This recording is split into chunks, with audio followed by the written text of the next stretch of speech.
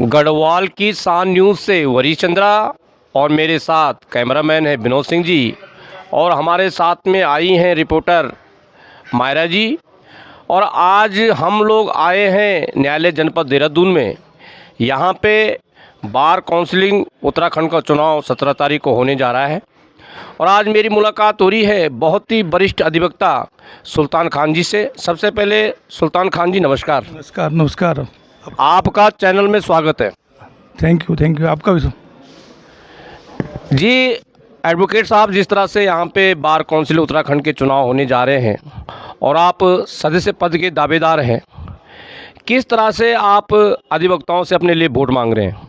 देखिए, पहले तो मैं आपको अपना एक थोड़ा परिचय दे दूं कि मेरा पेरेंटल हाउस है जो विकास नगर में 1994 में मेरा रजिस्ट्रेशन हुआ था, तो मेरा एड्रेस विकास नगर का ही है वोटर लिस्ट में। और 94 में हमारे जो क्रिमिनल के बड़े अधिवक्ता थे जेडी जैन, स्वर्गीय जेडी जैन, मैं उनके शिष्य रहा हूँ। 1997 से मैं विधि व्यवसाय इंडिपेंडेंट कर रहा हूँ, उनसे अलग हो गया कर रहा हूँ। उनसे हमने बहुत कुछ, हमारे स्वर्गीय अधिवक्ता जी थे, बहुत अच्छे अधिवक्ता थे। पहले विकास नगर और देहरादून बार एक होती थी, फिर 1998 में जो तहसील बनी मायावती जी की सरकार में, यूपी के दौरान 98 में विकासनगर तहसील का निर्माण हुआ। तो कुछ लोग तहसील में विकासनगर प्रैक्टिस करने लगे। मैं विकासनगर बार एसोसिएशन का भी फाउंडर मेंबर रहा हूँ। जिस समय बार विकासनगर में तहसील बनी तो हम 5-7 लोगों ने ही बार का उस समय गठन किया था। और वो जो मंडी परिसर है विकासनगर में, वहाँ पे चैम्बर लगे थे। उस बाद में ये हुआ कि आपको एक ही बार के सदस्य रहना है, क्योंकि मेरे बच्चे यहाँ स्कूल में स्टडी कर रहे थे, तो मैंने देहरादून का ऑप्शन लिया। मेरा पेरेंटल विकासनगर का ही है और विकासनगर में मैं एक राजनीतिक परिवार से रहा हूँ। समाजी सेवी रहे मेरे फादर, 42 साल मेरे फादर प्रधान रहे हैं कुलाल कुंजा पंचायत के। विकासनगर ब्लॉक प्रमुख मेरे भाई रहे हैं और मेरी वाइफ खुद विकासनगर में डायरेक्टर रही हैं, इलेक्टेड 2008 में इलेक्शन हुआ था, और वाइस चेयरमैन रही हैं विकासनगर की मंडी समिति की 2008 से लेके और 13 तक रही है। ये तो मेरा एक संक्षिप्त परिचय हुआ। मैं 90 क्रिमिनल में मैंने 2012 क्रिमिनल में मैंने प्रैक्टिस शुरू की। उसके बाद में रेवेन्यू का मैंने काम किया, बैंकिंग की तरफ आया तो बैंक के मुकदमे सिविल का काम किया, डीआरटी कोर्ट में प्रैक्टिस कर रहा हूँ। ये मेरा वकालत का 30 साल का अनुभव है 1994 से अब तक। जहाँ तक इलेक्शन की बात है, जब हमारी बार काउंसिल यूपी से हमारा उत्तराखंड राज्य का निर्माण हुआ तो 2004 में हमारी बार काउंसिल का गठन हुआ। उसके बाद ये चौथा इलेक्शन है। मैंने 2009 में भी कोशिश की थी, इलेक्शन लड़ा था और बहुत अच्छे इलेक्शन आगे तक मैं फाइट में रहा, लेकिन दुर्भाग्य से मैं इलेक्शन लूज कर गया। 2018 में भी ऐसा हुआ। मैं तीसरी बार ये प्रयास कर रहा हूँ। जब से हमारी बार काउंसिल बनी है तो मुझे नहीं लगता कि हमारे जो बार काउंसिल के हमारे जो पदाधिकारी रहे हैं, सदस्य रहे हैं पहले, और अधिकांश, क्योंकि चेयरमैन का इलेक्शन 1 साल का होता है, अधिकांश देहरादून के जितने भी आप पुराने जो 15 साल से 10 साल से मेंबर रहे हैं, उनके 1-2 को छोड़ के, सबके ना 3 को छोड़ के उसके नीचे लास्ट में एक चेयरमैन जरूर लिखा हुआ है। लेकिन कोई ऐसा अचीवमेंट उन्होंने नहीं किया अधिवक्ताओं के लिए, भविष्य के उनके कार्य के लिए, जूनियर अधिवक्ताओं के लिए, कि ये याद किया जाए कि इस बार काउंसिल के 20 साल होने पे उनकी कोई ऐसी खास उपलब्धि रही हो जिस पर कि हमें गर्व हो कि हमारे अधिवक्ताओं के हित में उन्होंने कुछ काम किया है। क्योंकि 94 से 2004 तक हमने कभी ये नहीं सुना था कि डीसी क्या होती है। इवन देहरादून में ज़िले में आसपास सहारनपुर, जब यूपी था, आपका हरिद्वार भी सहारनपुर ज़िले में आता था पहले, फिर हरिद्वार ज़िला अलग बन गया था। मैं नहीं मानता किसी अधिवक्ता को डीसी का सामना भी करना पड़ा हो यूपी के समय में। दूसरा, जो हमारा मेन मकसद है, हमारा जो मेन ये कि हम बार काउंसिल का सदस्य एक बहुत बड़ा पद तो होता नहीं है। ये तो होता नहीं है कि जैसे उसको सांसद को 5 करोड़ या 10 करोड़ रुपये सालाना मिलेंगे, बजट मिलता है। हमारा तो ये अधिवक्ताओं की जो फीस से पैसे इकट्ठा होते हैं उससे संगठन चलता है। हमारे किसी भी अब तक 20 साल में कि हमारा 20 साल की उम्र हो गई हमारी बार काउंसिल को, कोई इतना बड़ा फंड गवर्नमेंट से अब तक नहीं ले पाए जिससे अधिवक्ताओं के और युवा अधिवक्ताओं के खास तौर पे उनके आगे विधि व्यवसाय में और उनको कुछ आर्थिक सहायता किस तरह की मिल सके।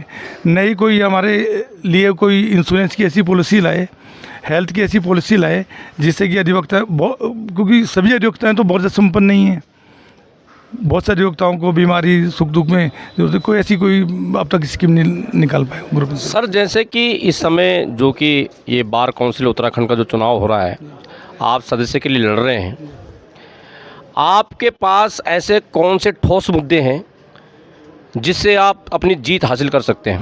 जब मैंने ये निर्णय लिया कि मैं तीसरी बार कंटेस्ट करूँगा इलेक्शन को, तो मैंने सबसे पहले सितंबर अपना, मैं आपको वैसे दिखा रहा हूँ अपना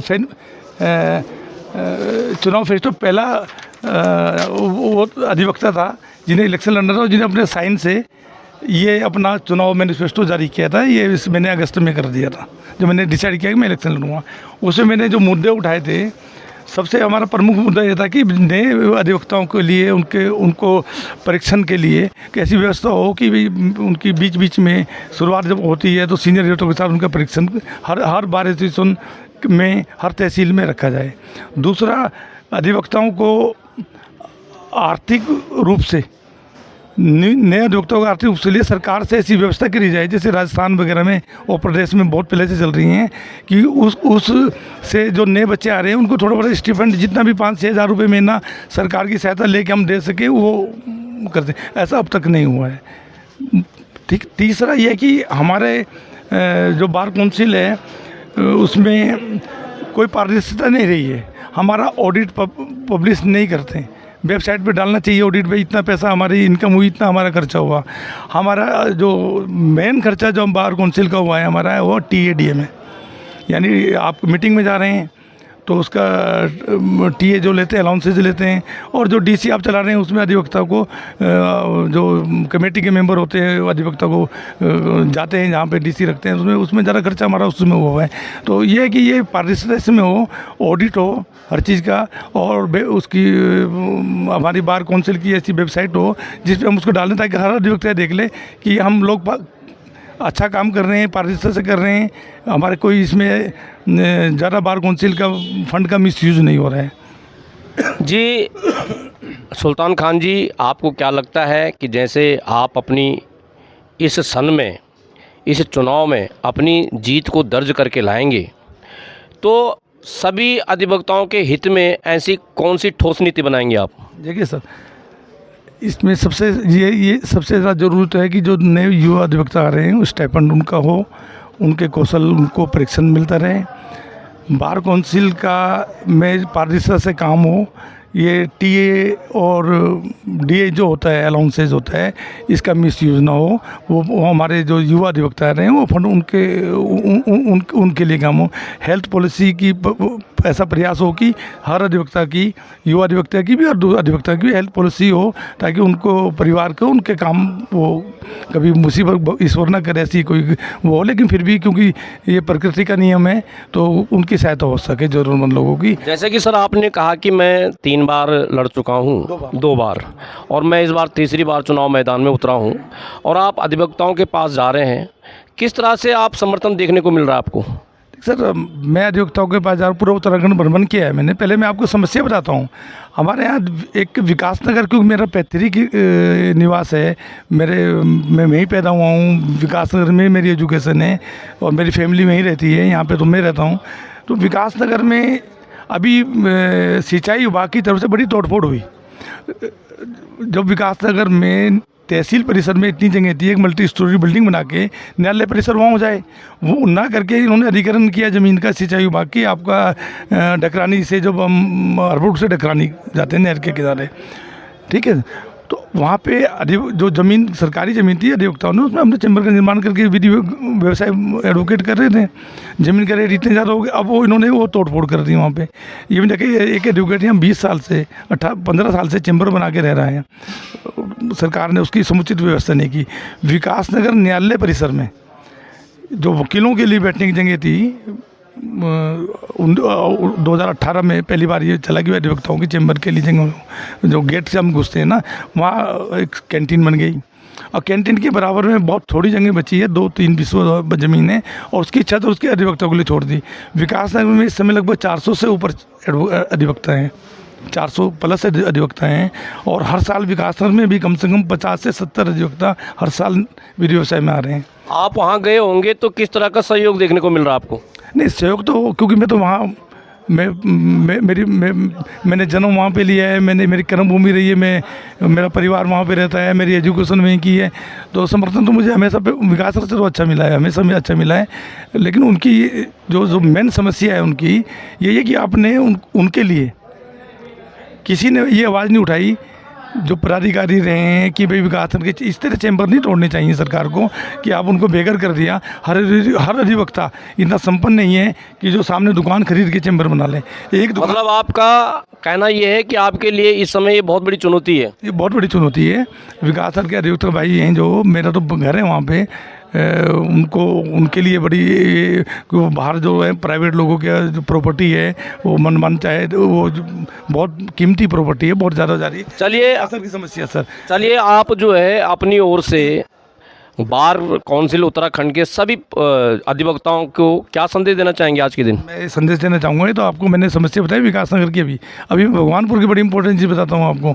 आप भगवानपुर में देखें क्या स्थिति है तहसील की, जहाँ एडवोकेट बैठे हैं वहीं पे थाना है, वहीं पे उसका कोई जगह नहीं है, ऐसे गली सी है वो जहाँ अधिवक्ता बैठे हैं।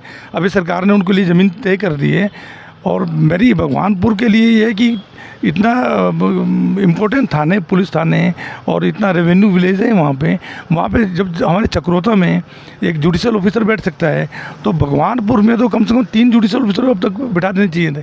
मेरा ये भी रहेगा कि मैं भगवानपुर के लिए ये आवाज़ उठाऊँ कि भगवानपुर में जल्दी जो तहसील परिसर बन रहा है उसी में न्यायालय के लिए भी कक्ष बने ताकि अधिवक्ता एक ही जगह रहे और जल्द से जल्द वहाँ जो न्यायालय का न्यायिक अधिकारी का भगवानपुर में भी एक होना चाहिए, क्योंकि चक्रोता में काम नहीं है, खाली बैठे रहते हैं। भगवानपुर में तो बहुत काम है, भगवान आबादी भी आसपास बहुत बड़ी है, क्रिमिनल काम भी वहाँ बहुत अच्छा है, रेवेन्यू का काम बहुत अच्छा है, तो वहाँ पे कम से कम सिविल और एक क्रिमिनल कोर्ट तो माननीय हमारे उच्च न्यायालय को करनी चाहिए, उनकी रसा देखिए। मेरा यही कहना है कि अपनी ओर से क्या संदेश देना चाहेंगे आप सभी अधिवक्ताओं को? मैं तो अधिवक्ताओं को संदेश देना चाह रहा हूँ कि अगर आप परिवर्तन नहीं करेंगे तो फिर तो आपके लिए समस्या रहेगी। क्योंकि 20 साल से जो हैं सभी बुरे नहीं हैं, उनपे सभी बुरे नहीं हैं, लेकिन फिर भी अगर आप 20 साल तक एक ही को चुनते रहेंगे प्रतिनिधि को अपने, तो फिर तो जैसे अब 20 साल तक चलिए ऐसे आगे चलेगी। कम से कम कुछ परिवर्तन तो आपको लाना चाहिए ताकि आपका भविष्य, अपने जूनियर अधिवक्ताओं का भविष्य और ये मर्जी अपनी चलानी और टीएडीए का मिसयूज़ होना, डीसी का मिसयूज़ होना, इसमें थोड़ी सी नए आदमी आके आवाज़ उठाएं, इसको ये बंद हो, अधिवक्ता के हित में कार्य करें। अगर मैं जीता हूँ, मेरी तो प्राथमिकता सबसे पहले यही होगी कि मैं ये जो टीएडी होता है ये ऑडिट में शामिल होना चाहिए, इसका ऑडिट होना चाहिए और इसको वेबसाइट पर डालना चाहिए भाई किस अधिवक्ता ने कितना लिया है और आज तक किस अधिवक्ता ने कितने साल तक कितना टीएडी ले लिया। ये भी हमारे जानने का हक है, क्योंकि ये पैसा हमारे वेलफेयर के लिए होता है। और देहरादून में जो चैम्बर की समस्या हो रही है, देहरादून के अंदर भी बहुत बड़ी समस्या हो रही है। आप कभी चंडीगढ़ गए जाएँ कोर्ट में, देखें वहाँ क्या चैम्बर कोर्ट परिसर में सरकार ने सहायता करके अधिवक्ताओं की बनाई है और मिनिमम आपको पैसे देने पड़ रहे हैं चैम्बर के लिए। रुद्रपुर में भी उन्होंने चैम्बर, बहुत अच्छे चैम्बर बने, आप जाएंगे एक ही जगह बने। देहरादून राजधानी होके, देहरादून सबसे पुराना न्यायालय होके, देहरादून का इतिहास रहा है। अधिवक्ताओं ने जो उत्तराखंड आंदोलन में बलिदान दिया है, अधिवक्ताओं ने जो अपना इतने दिन काम छोड़ के आंदोलनकारियों के साथ खड़े होके इस आंदोलन को और उत्तराखंड बनाने में अधिवक्ताओं को बहुत बड़ा हाथ है। मैं तो बहुत युवा था उस समय, नया अधिवक्ता था, हम 6-6 महीने हमने कार्य नहीं किया। आंदोलन का कार्य पुलिस पकड़ती थी, दमन करती थी, जमानत कराते थे, हम घूमते थे, हमने काम नहीं किया उस समय। हमारा बड़ा वैल्यूबल टाइम जो हमारा सीखने का था वो भी ख़त्म हुआ है। बड़े हमारे ये थे कि बहुत अरमान थे, बहुत सपने थे कि हमारा बहुत अच्छा उत्तराखंड बनेगा, हमें अधिवक्ताओं को, लेकिन अधिवक्ताओं को उत्तराखंड बनने का कोई फ़ायदा नहीं मिला है। उत्तराखंड बनाने में अधिवक्ताओं ने बहुत मेहनत की है, लेकिन मैं क्या सभी अधिवक्ता इस वजह से सहमत है कि नहीं मिला है। ये सरकार का राजधानी होने के बाद भी 5 बीघे ज़मीन लीज पे मिलने के बाद इसमें 5000 अधिवक्ता हैं। 5000 अधिवक्ता इस समय हैं। हर साल 500 400 से 300 से 400 अधिवक्ता रजिस्टर्ड हो रहे हैं देहरादून में। 10 साल बाद ये अधिवक्ता 10,000 होंगे। तो 5 बीघे में क्या करेंगे आप? मल्टी स्टोरी कितनी मंजिल बिल्डिंग बना देंगे आप? लीज में ये भी है कि अब कोर्ट से ऊपर नहीं बनाएंगे, चलो 7 मंजिल बना भी दिए वहाँ पे। तो आज की डेट में वो ज़मीन पर जो है 2000 अधिवक्ताओं के लिए है, 5000 के लिए नहीं है। जो पुराना न्यायालय था, हमारा परिसर था, हमारी डिमांड क्या थी? हमारी मांग सिर्फ ये तो थी कि ये जो जिला न्यायालय का पुराना परिसर है और जो अधिवक्ताओं के चैम्बर हैं, यहाँ तक हमें मिल जाए डीएम ऑफिस तक। सर कुल मिला के ये है कि अगर आप बार काउंसिल उत्तराखंड का चुनाव जीत के आते हैं तो आप सभी उत्तराखंड के अधिवक्ताओं के हित में समर्पित भावना से उनके विकास के लिए काम करेंगे। बहुत बहुत धन्यवाद। और मेरी मुलाकात हो रही है हमारे बहुत ही सीनियर अधिवक्ता, उनसे परिचय में पूछते हैं। सर आपका शुभ नाम? अरिमर्दन चमोली सर। चमोली जी, चमोली जी आपका चैनल में स्वागत है। Thank you sir. क्या कहना चाहेंगे अपनी ओर से अपने समर्पित प्रत्याशी के लिए? मेरे सर सीनियर हैं सर, मैं सर के साथ जो है काफ़ी समय से जूनियरशिप कर रहा हूँ। हमने सर ये मेन ये डाल रखा है। मेन चीज़ तो सर एक तो एडवोकेट वेलफेयर का जो मिसयूज है उसको रोकना रहेगा, और जो अनावश्यक ये डीसी का जो चलन चल रखा है इसको रोकना रहेगा। चलिए चमोली जी, आपका भी चैनल में समय देने के लिए बहुत बहुत धन्यवाद। और सुल्तान जी आपका भी चैनल में समय देने के लिए धन्यवाद। धन्यवाद, आपका भी धन्यवाद सर।